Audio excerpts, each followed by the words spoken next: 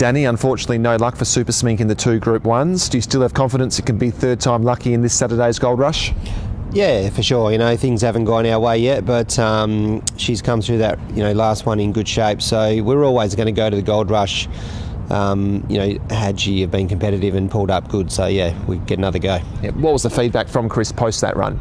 Oh, look, obviously everybody's very disappointed. We envisaged, and Chris envisaged, he'd be closer in the run and make good use of the barrier, and it just didn't eventuate, and here we are. But like I say, we get another go. She's never backed up off 7 days before, but as you mentioned earlier, this has been a long-range target for her to back up into the Gold Rush. Yeah, it's always been on the radar, and this end of the prep, they're very, very fit horses. So I'm not too stressed about that. 1800 metres was potentially a slight query. So is it a tick coming back to the 1400? I think it's been a query for everyone except me. I haven't been worried about it at all. So, but that said, she's very effective at the 14. She's a fit horse. She'll just have a pretty cruisy week and take a place. And win, lose or draw, paddock for her after Saturday.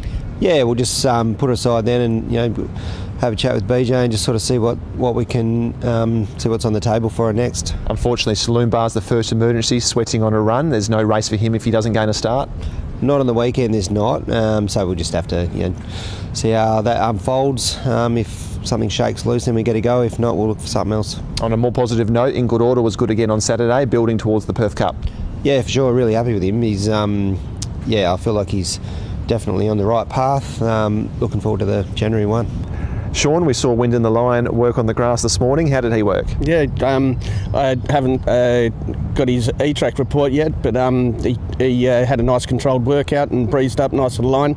Sounded good when he went past us. We watched him on the winning post, and he worked up hard through the hill past the trainer stand. So, he's pretty focused and should be well oiled for Saturday. You were on the fence about whether or not to start in the Winterbottom Stakes. You're starting in this Saturday's Gold Rush. When did you make that call? We more or less made it straight away that with the 1200 metre pressure with experienced horses and all the rest of it, we thought that just might be a little bit too much for him. So that's why we just thought we'd cool the temperature down a bit and go for the 14 where he can find his legs, and it shouldn't be as high pressure as the Winterbottom, Luke will see Ripcord in Saturday's Gold Rush. How long has he been back in the West for? He came over with the Eastern States flight probably 4 weeks ago now, so he's had plenty of time back home. His work's been good. He had 10 days on the water walker at Eurola before he got back, so he had a little freshen up after his disappointing Melbourne trip, but he seems to be back to normal and everything's all go for Saturday. His trial was brilliant. How'd you come away from that day feeling?